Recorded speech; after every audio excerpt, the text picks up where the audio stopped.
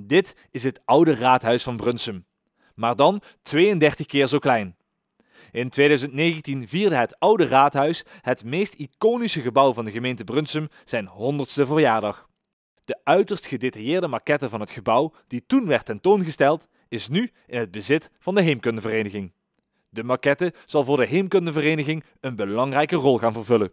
De gemeente heeft ons deze maquette in beheer gegeven en het is een van de eerste gebouwen die op oude foto's te zien is. Dus het is een markant gebouw wat wij altijd willen behouden. Op deze manier kunnen we deze maquette van het oude gemeentehuis, een exacte replica, voor alle tijden bewaren voor Brunsum en de burgers kunnen hem ten alle tijden bekijken. De maquette komt van de hand van de inmiddels overleden Brunsumse miniatuurbouwer Jo Nelis. De hobby van mijn vader die is heel belangrijk geweest voor hem. Het was zijn passie. Vanaf zijn 7e jaar heeft hij een miniatuurkermis gebouwd. Geïnspireerd door de 6-weken-kermis die op de markt in Trebik altijd stond rond de oorlogsjaren. En later zijn dat miniatuurgebouwen geworden. En dat heeft naderhand een hele omvangrijke collectie opgeleverd van bijna 100 miniaturen. Veel van deze miniaturen staan nu in museum Schoen-Limburg in Maastricht.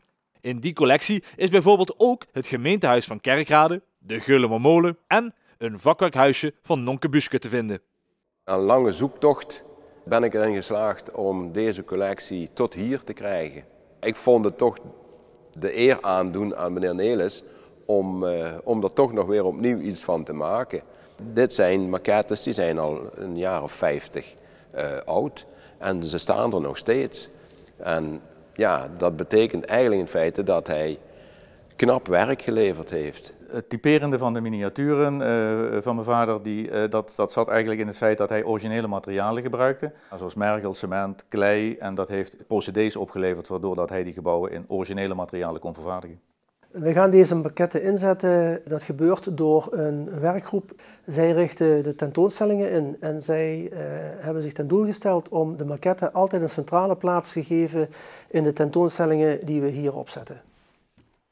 Met name nu je zelf ook wat ouder wordt, dan doet het mij toch wel wat dat hij met dat werk ook heel veel mensen geïnspireerd heeft en dat er nu zelfs na zoveel jaren toch ook nog mensen bewondering hebben voor hetgene wat hij neergezet heeft en dat maakt mij ook trots.